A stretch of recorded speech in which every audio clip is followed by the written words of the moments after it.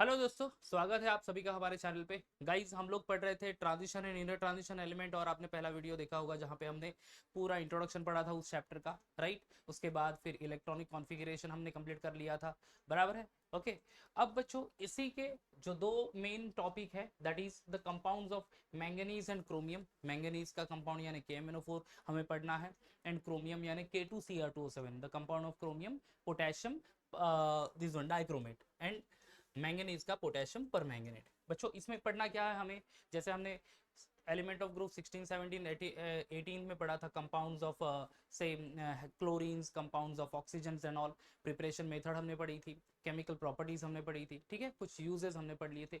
Same thing यहाँ पे भी हमें ये चीज करनी है, ठीक है। तो गाइस, शुरू करते हैं आज का वीडियो, जहाँ पे पहला कंपाउंड जो है हमारा, दैट इज पोटेशियम पर मैंगनेट। पोटेशियम पर मैंगनेट बच्चों, आप सभी 12th स्टैंडर्ड के बच्चे उससे फेमिलियर है, क्योंकि पोटेशियम पर मैंगनेट आप वॉल्यूमेट्रिक एनालिसिस में यूज करते हो, टाइट्रेशन में यूज करते हो, राइट। पिंक कलर का जो सोल्यूशन है उससे टाइट्रेट करते हो ऑफ ऑक्सैलिक एसिड, उससे टाइट्रेट करते हो ऑफ मोर सॉल्ट, राइट। उसके आयोनिक सोल्यूशन, आयोनिक रिएक्शंस भी यहाँ पे हमें लर्न करना है बच्चों, राइट। क्या है रोल बच्चों KMnO4 का? KMnO4, you know what sort of a compound KMnO4 is?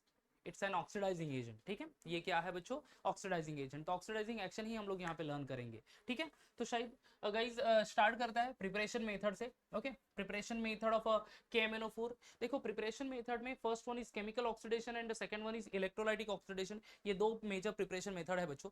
Chemical oxidation में क्या होगा? When the manganese oxide, that is MnO2, react with 6 KOH and KClO3, ठीक है, पोटेशियम पर क्लोरेट। पूरा मिक्सचर हीट करना है, will be getting 3 moles of K2MnO4, ठीक है, K2MnO4 plus KCl plus 3H2। बच्चों, हमें ही पढ़ना है KMnO4, याद रखना, हम लोग पढ़ रहे हैं KMnO4। यहाँ पे जो कंपाउंड फॉर्म हो रहा है that is K2MnO4, K2MnO4। Okay, KMnO4 का नाम क्या है? पोटेशियम पर मैंगनेट। एंड K2MnO4 का नाम क्या है? पोटेशियम मैंगनेट, ठीक है। क्या है? Potassium manganate. तो गाइस, पोटेशियम मैंगनेट तो पहले फॉर्म हो रहा है, सो वही potassium manganate, 3 moles of K2MnO4, क्या नाम है उसका? मैंने कहा potassium manganate, react with 4CO2 plus 2H2O। यहां पे हमें मिल जाएगा पोटेशियम पर मैंगनेट। ये हमारा कंपाउंड मिल गया, दैट इज पोटेशियम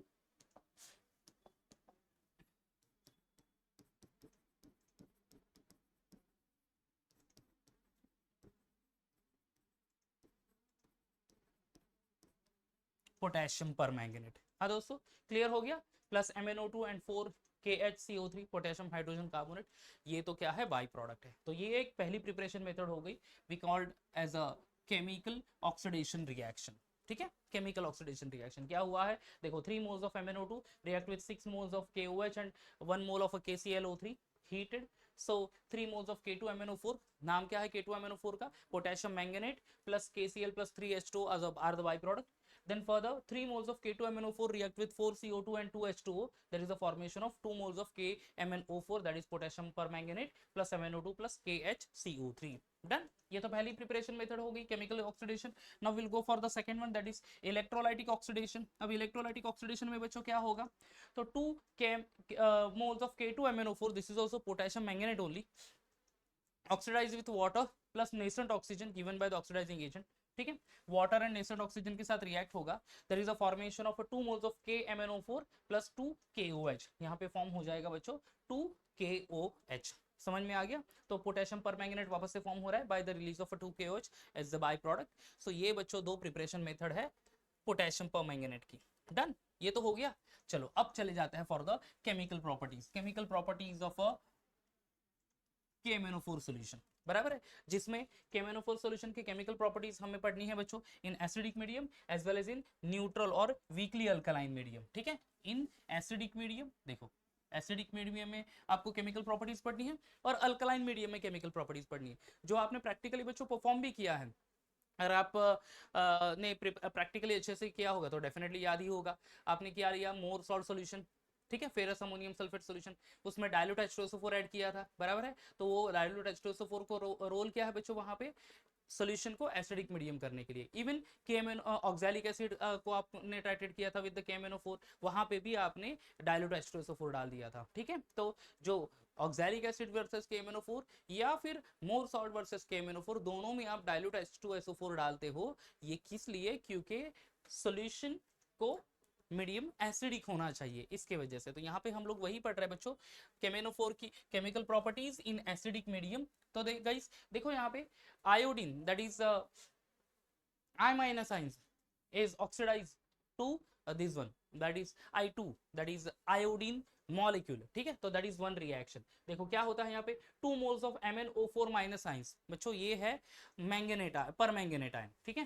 देखो KMnO4 है अपने पास, करेक्ट, KMnO4, तो KMnO4 में से आपको K प्लस आयन सेपरेट हो जाएगा plus MnO4 minus ion separate हो जाएगा, ठीक है। तो वही आयोनिक इक्वेशन ही हम लोग पढ़ रहे हैं। तो यहाँ पे MnO4 माइनस आयंस यानी पर manganate ion react with 10 I minus ions in presence of 16 H plus ions. बच्चों ये H प्लस आयंस यानी क्या, एसिडिक मीडियम प्रेजेंट करता है, ठीक है। ये क्या रिप्रेजेंट कर रहा है, प्रेजेंस ऑफ एसिडिक मीडियम, यानी हमने जो H2SO4 ऐड कर लिया था ना जो प्रैक्टिकल में, ओके, वही यहाँ पे भी आप यूज कर सकते हो। इनफैक्ट यहाँ पे H2SO4 ही आपको ऐड करना है, HCl HNO3 ऐड नहीं कर सकते क्योंकि वो खुद ही ऑक्सीडाइज हो जाएंगे in presence of KMnO4.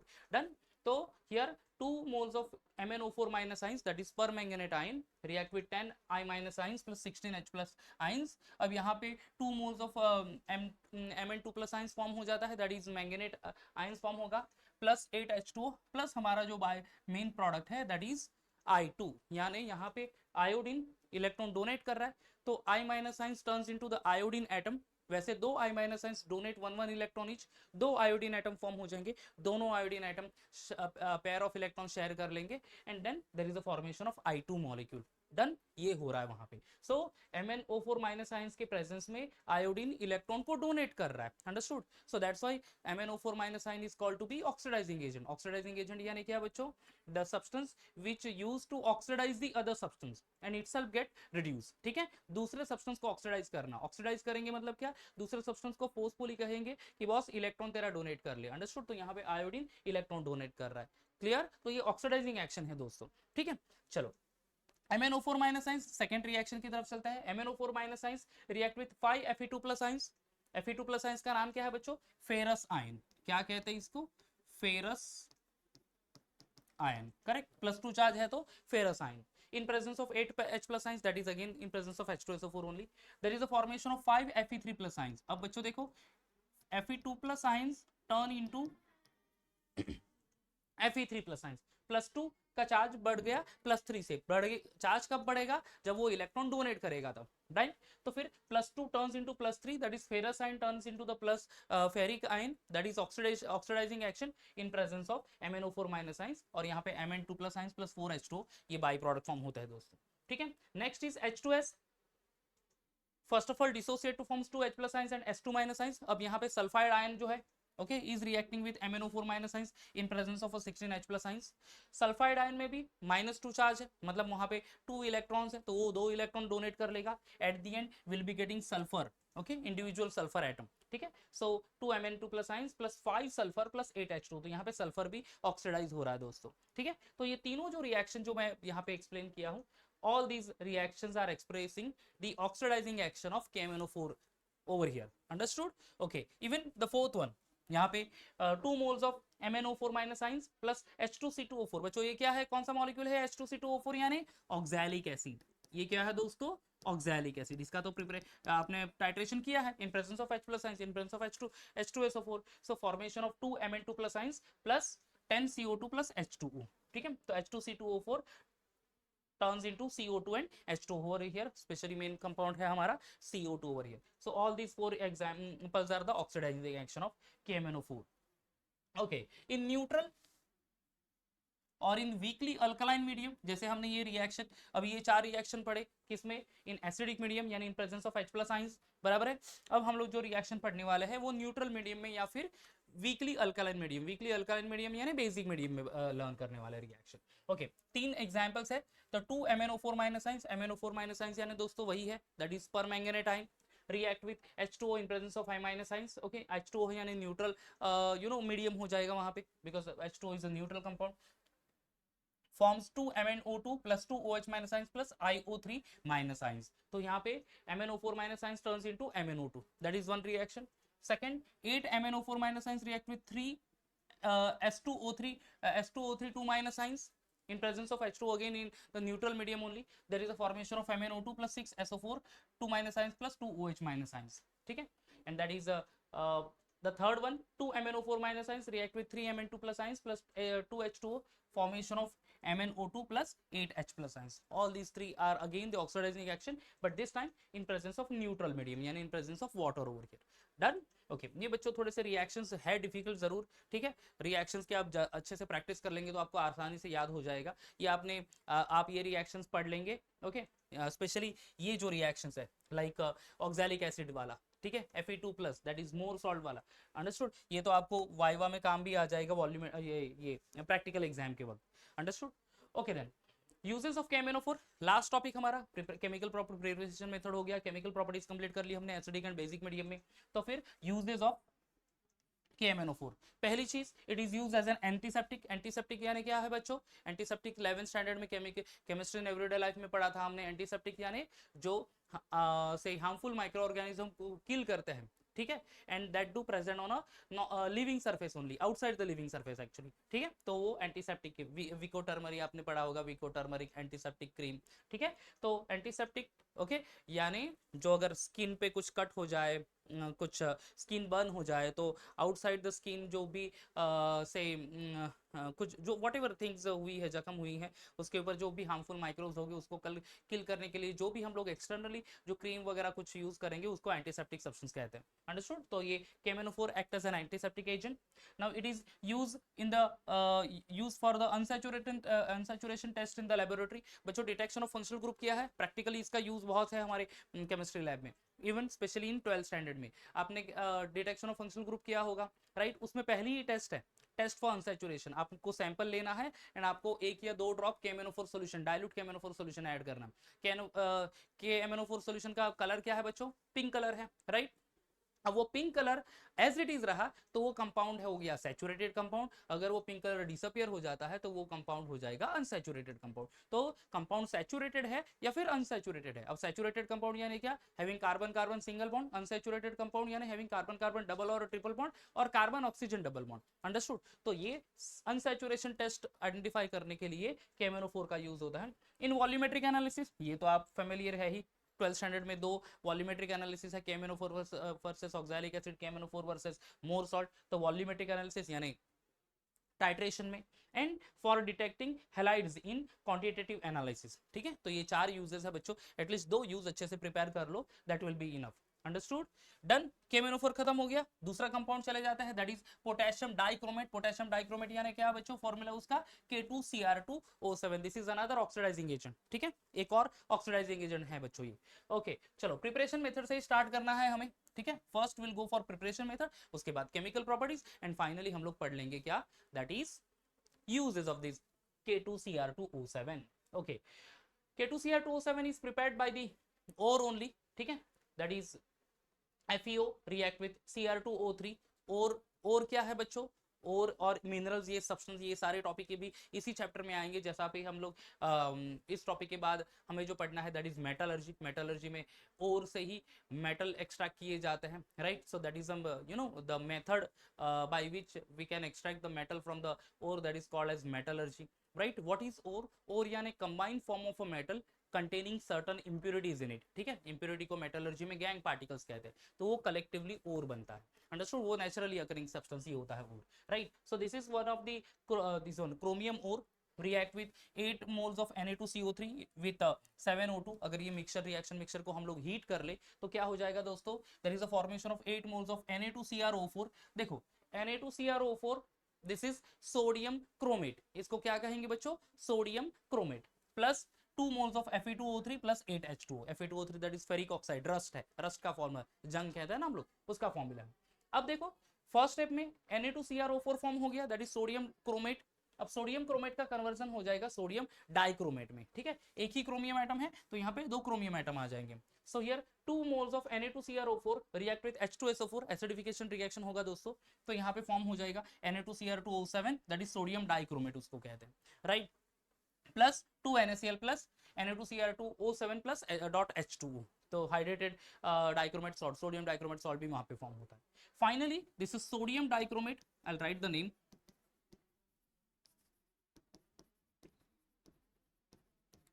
दोस्तों रिएक्ट करना है with the KCl, simply substitution reaction है, आयन सब्स्टिट्यूट हो जाएंगे, Na plus ion substituted by the K plus ions, तो फिर ये Na रिप्लेस हो जाएगा K से, formation of K2Cr2O7, this is potassium dichromate.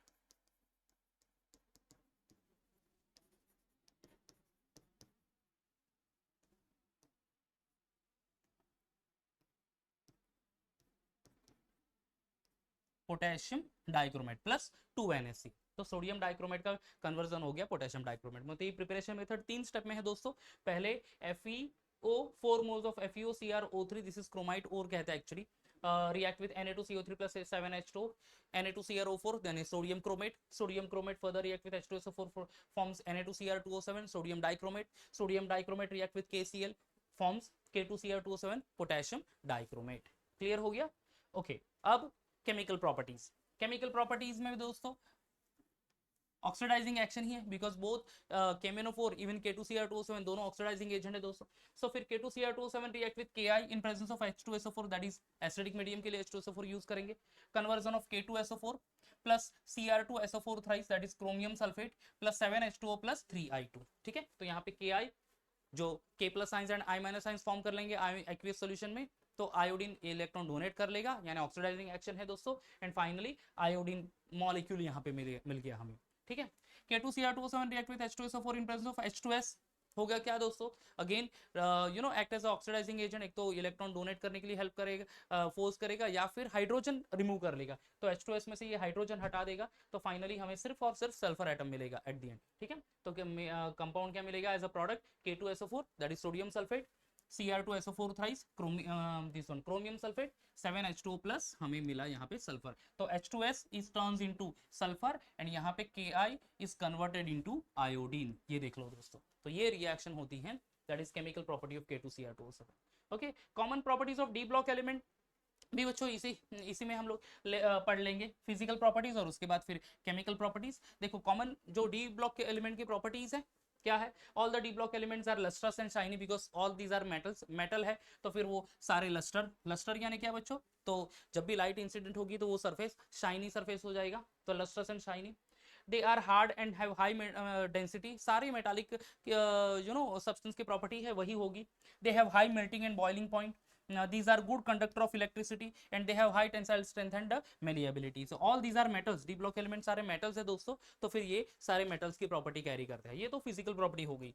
Okay, आगे है that is one more thing is there, can form alloy, ये d block element form the alloy also with transition and non transition elements। ठीक है, with in the D block elements alloy form करेंगे या फिर non transition element के साथ भी alloy form कर लेंगे।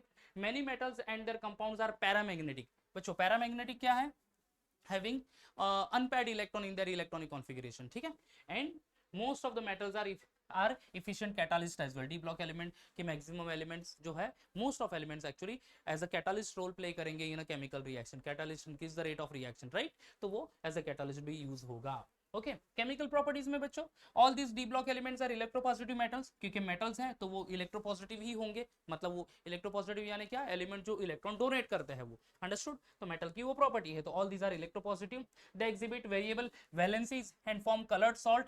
ठीक है, कलर्ड सॉल्ट फॉर्म करेंगे क्योंकि जो भी लाइट से विजिबल रीजन में से जो लाइट और पर्टिकुलर वेवलेंथ एब्जॉर्ब कर लेंगे, अंडरस्टूड, उसके वजह से इलेक्ट्रॉन ट्रांसफर हो जाएगा into the higher energy level और उसके कॉम्प्लीमेंट्री कलर मिल जाएगा उनके आयंस को, अंडरस्टूड।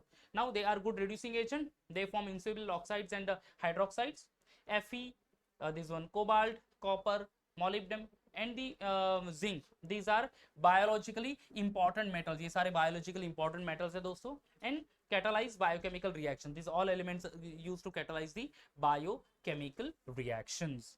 ओके, ये केमिकल प्रॉपर्टीज केमिकल यूजेस हैं। अब डिफरेंस बच्चों देख लेते हैं कि एग्जैक्टली क्या डिफरेंस आपको मिल जाएगा, स्पेशली सीरीज वाइज डिफरेंस हमें पढ़ना है। Most of D block elements are similar but the element of first row, ठीक है, element of first row,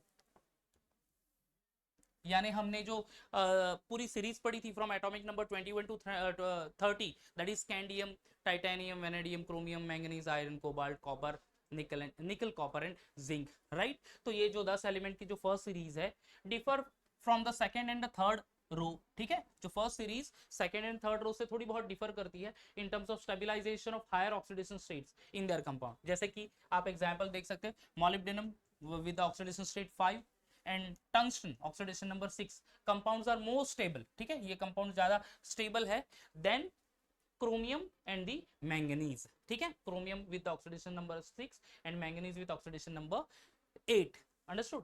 So highest oxidation state जो है for this element of first row is 7 and for the third row that is 8। तो highest oxidation state भी बच्चों यहाँ पे थोड़ी सी डिफर करता है, highest oxidation state देख लो यहाँ पे, so that is 7 for the first row element and for the third row element it is 8 only। so ये एक थोड़ी सी डिफरेंस है।